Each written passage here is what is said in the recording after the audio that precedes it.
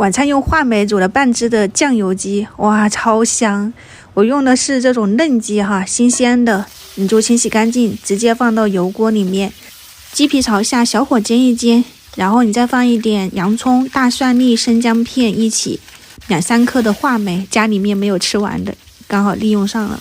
煎了像这样有点焦香的翻面，我放了2勺这种甜酒汁，就是醪糟里面的那个汤汁，1圈的生抽，再来1勺老抽上个颜色，大概就可能2圈的那个开水，然后放2到3克的黄冰糖或者是红糖都行啊。小火煮上25到30分钟差不多，中途要记得给它翻个面，要盖上盖子。这边来煲一个汤，山药你给它刮去外皮，切成那个片状，然后配上一点胡萝卜，锅里面炒一下姜葱，炒香了以后你就把这些食材倒进去，翻炒一下，一定要淋入开水，多一点都没事儿。这里面我放的是肉片，就新鲜的肉，你给它切成片，放进去烫到变色也就可以了。这个汤很快速，稍微的加点盐啊、白胡椒粉调个味道，然后把浮沫打干净。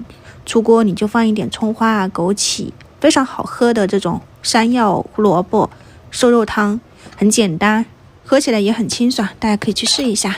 邻居送的四季豆要吃了，前段时间拿出来一大袋子，一定要切细一点啊，当没看见就行了。我又给它切碎了的。多倒一点油，开大火翻炒，把它炒到全部变颜色。这个你一定要多炒一会儿，断生了以后加点盐，再翻炒几下。我还放了一点新鲜的蒜末，小半碗的湖南的这种外婆菜，你也可以加酸菜。翻炒均匀，全部熟透就可以出锅了。这也是一道比较拌饭吃啊都很香。这边的汤还有菜都炒好了，我们的话梅酱油鸡也可以了，你就开成大火，把这个汤汁收一收，汤汁不要收得太干哈，你留一点点，然后把鸡夹出来。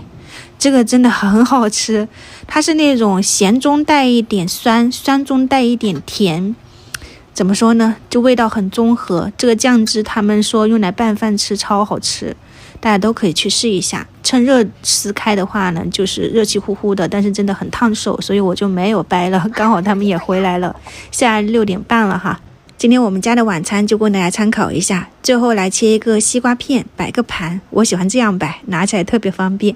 你们也可以去试一下。先开吃了，明天早上再见，拜拜。